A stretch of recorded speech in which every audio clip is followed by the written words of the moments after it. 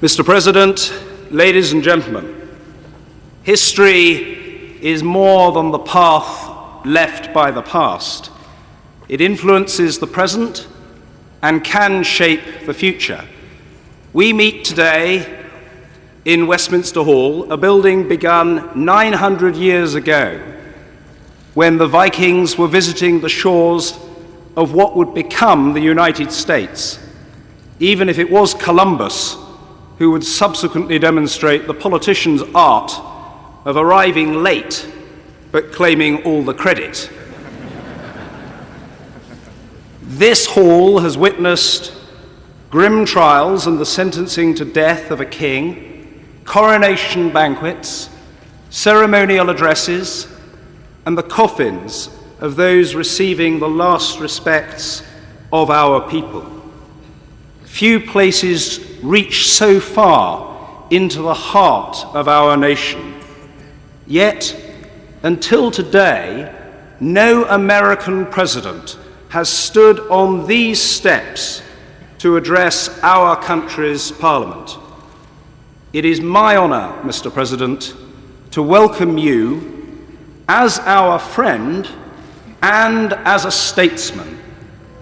Statesmanship is the cement which seals our shared idealism as nations. It makes meaningful the unity of ambition, passion for freedom, and abhorrence of injustice that is the core of our close alliance.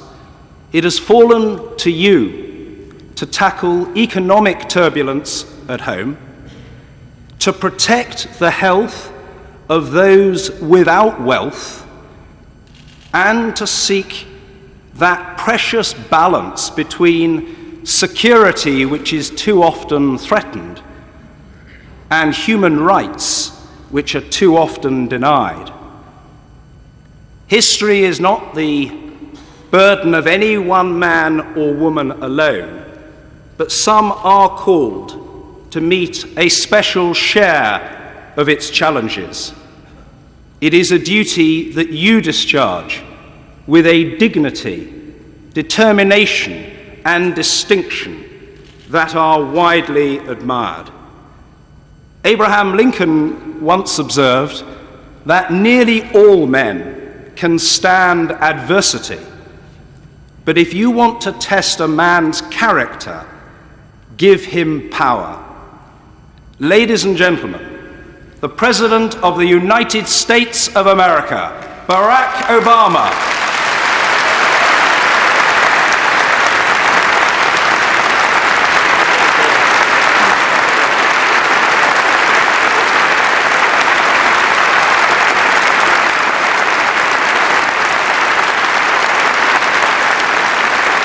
Thank you.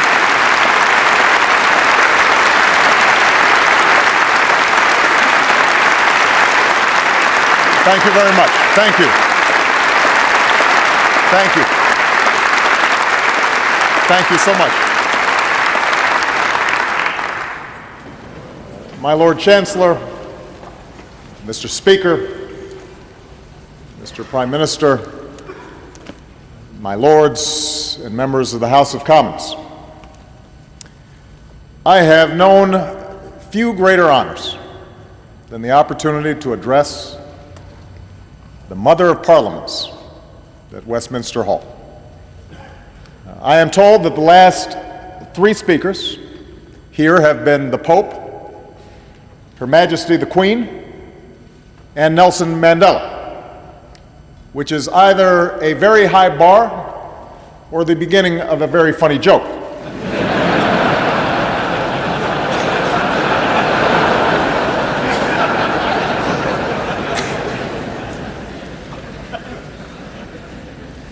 I've come here today to reaffirm one of the oldest, one of the strongest alliances the world has ever known. It's long been said that the United States and the United Kingdom share a special relationship. And since we also share an especially active press corps, that relationship is often analyzed and overanalyzed for the slightest hint of stress or strain. Of course, all relationships have their ups and downs.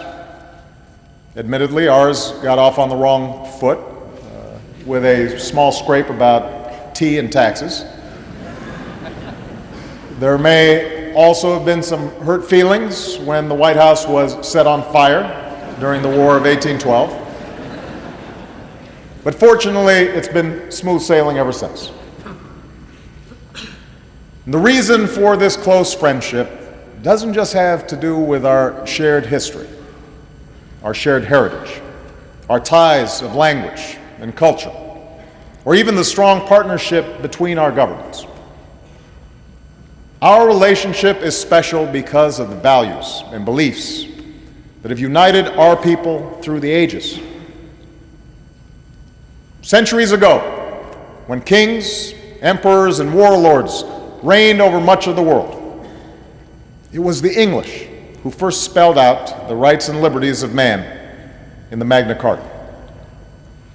It was here, in this very hall, where the rule of law first developed, courts were established, disputes were settled, and citizens came to petition their leaders. Over time, the people of this nation waged a long and sometimes bloody struggle to expand and secure their freedom from the crown.